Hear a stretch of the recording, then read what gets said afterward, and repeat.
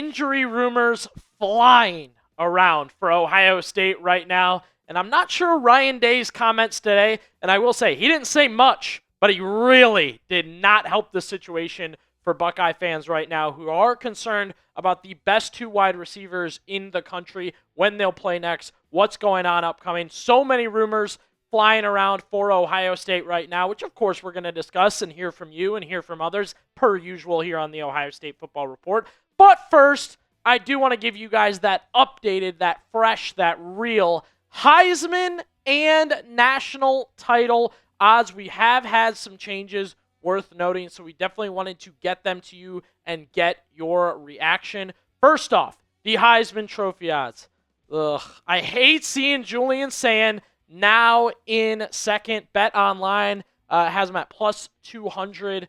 You know, I hate it for Sayin. I don't like seeing the idea there. You can take in some other new names. Diego Pavia jumped up. Simpson jumped down. Haynes King jumped up. The boys are all over the place.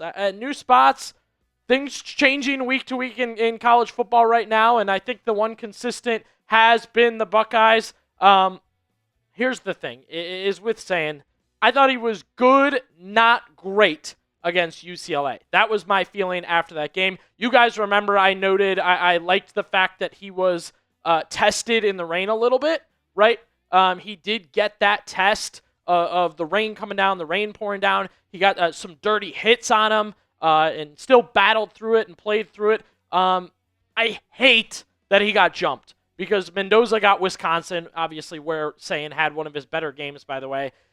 And you just hate to see it. You feel like the Buckeyes are in this weird place right now, and this only added to it, right? Sayin getting jumped by Mendoza. I really did not like it. Mendoza's had a great year. I still think Indiana's frauds. I will hold on to that until the Big Ten title game. But the thing for Sayin, it all comes down to two games, and you guys have heard me say this over and over and over again.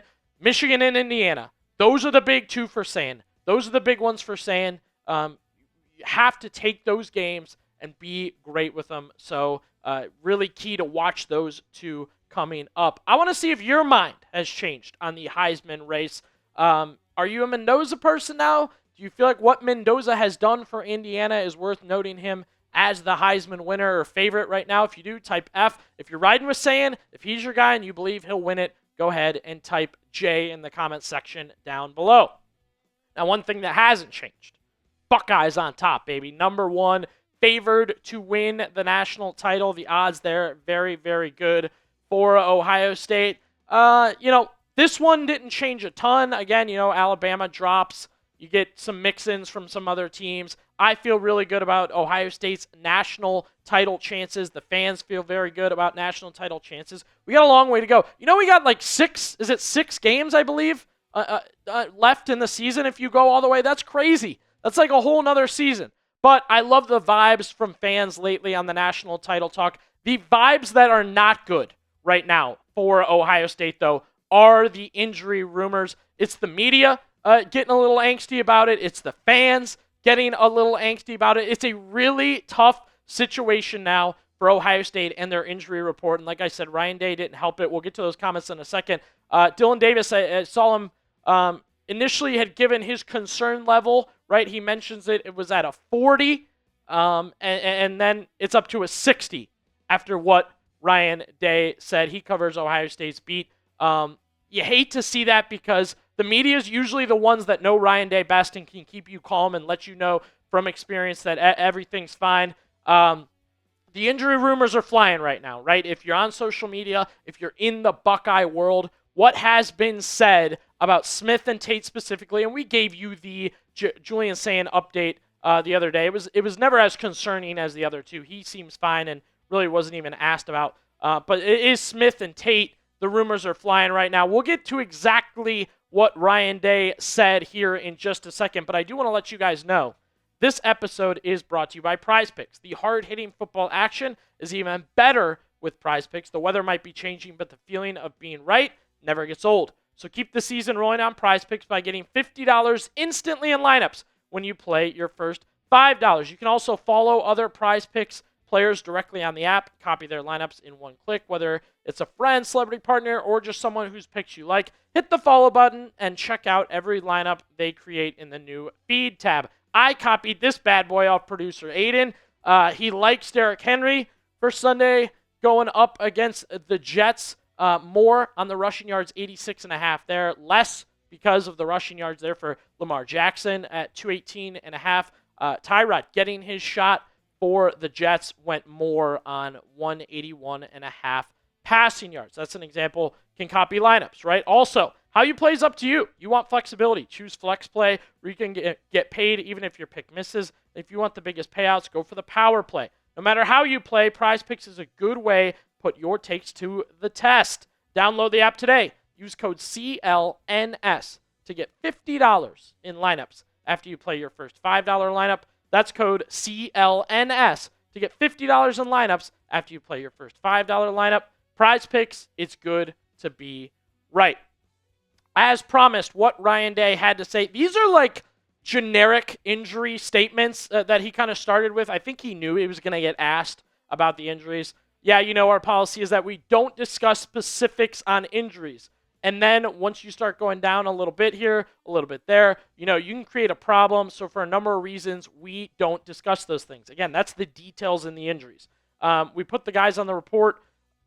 We put out the report the day of the game, but I can tell you, they're in great spirits and the medical staff is working hard. I know Buckeye fans hated those last two lines that working hard to get healthy is kind of like, oof. You don't really want to hear that. You're healthy, right? You just be healthy. I think that's a situation in itself for that. Smith, obviously, we've been running it down. Listed as questionable pregame versus UCLA. Still played 22 snaps, 4 catches, 40 yards. Beautiful one-handed catch again. And then it was the postgame limp that went viral for Jeremiyah Smith. Everybody debating injured or hurt. Is this part of the game? Or, hey, he shouldn't be walking like that. That's a hamstring. That's a back. Rowdy. And the media asking Ryan Day specifically with Jeremiyah Smith. Specifically, they actually had a play against Illinois that they asked. This is a tough back-to-back here. I'm not going to love delivering this. Asked if Smith's injury dates back to a play against Illinois. Not that I know of, Ryan Day said. All right, well, did he re-aggravate it against UCLA? Because, again, he played in that game after they knew he wasn't 100%. Not that I know of.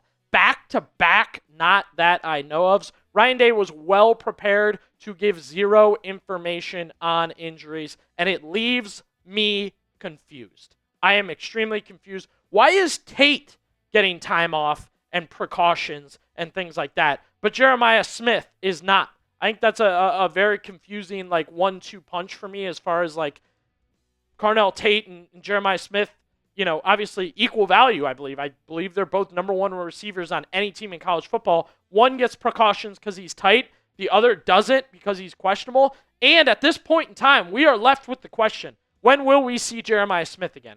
Right? Rutgers, Michigan, Big Ten title, if they get there, playoffs. It is really, really open-ended when we will actually see Jeremiyah Smith again. What I can tell you is coming up here against Rutgers, I think all eyes are going to be on that game in general. We will have our watch party.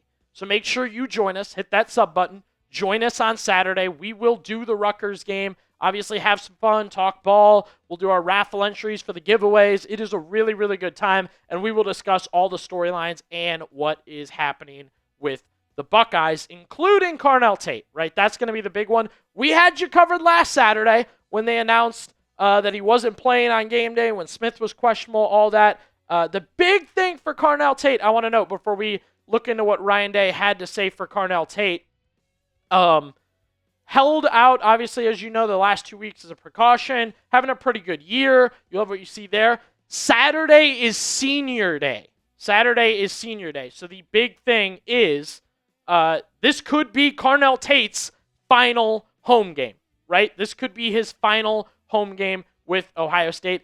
This is the injury that has people worried.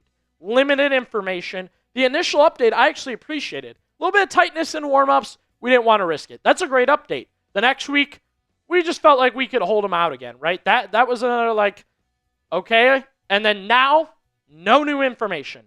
Nothing on Carnell Tate. And we'll talk about like why this is scarring for Ohio State fans in general. But again, Ryan Day on Carnell Tate and the situation with Carnell Tate. Again, I don't want to get into everything because once I start answering one question, then it leads to something else. So I don't want to comment on any of that stuff. Buckeye fans hated that line of once I answer one question, it's going to start other things. I don't know. Why is it going to start other things? Because we got a problem here? Is that what's happening? Fans need more information. Top 2 wide receivers on your team, stars on your team. I personally think they're a good reason why Julian Sayin has had such a great year. Killer that Ryan Day. And look, I get it from Ryan Day. I'm not trying to be this is how a coach should act, this is how he should operate. But facts are, people are going to ask these questions. And I can't help but think the NFL, multiple injury reports every single week, they get fined if they don't give enough information on their injury reports. And I know you're talking about college and NFL. I do understand that. However, crazy. The lack of information is just crazy right now. And it has caused Ohio State fans to pan back, to think back, whatever you want to say, to the Jackson Smith and Jigba and Nick Bosa days. That is the worry here, right? 2 guys that were injured, had their injury, wasn't supposed to be season ending, kind of went along a little bit, and Jigba even tried to come back. He played in another game, and the same reporter I was showing earlier, Dylan Davis, he noted in that same interview or podcast he was on, that they had pressured Ryan Day a little bit about the Njigba injury, saying like, hey, is he hurt or snap count? And Ryan Day was like, no, it's just that was snap count. We never saw him again. We never saw Nick Bosa again after his core injury. He had surgery and went to the NFL. Now look, Carnell Tate's on the sideline, so that's a different animal. But it has Buckeye fans looking back and thinking about a past situation, and it has people concerned. Now, what is your concern level? All these rumors floating around, injuries being discussed. I want you down below, pinned comment of this video, scale it 1 to 10, your concern level over the Jeremiyah Smith and Carnell Tate injuries.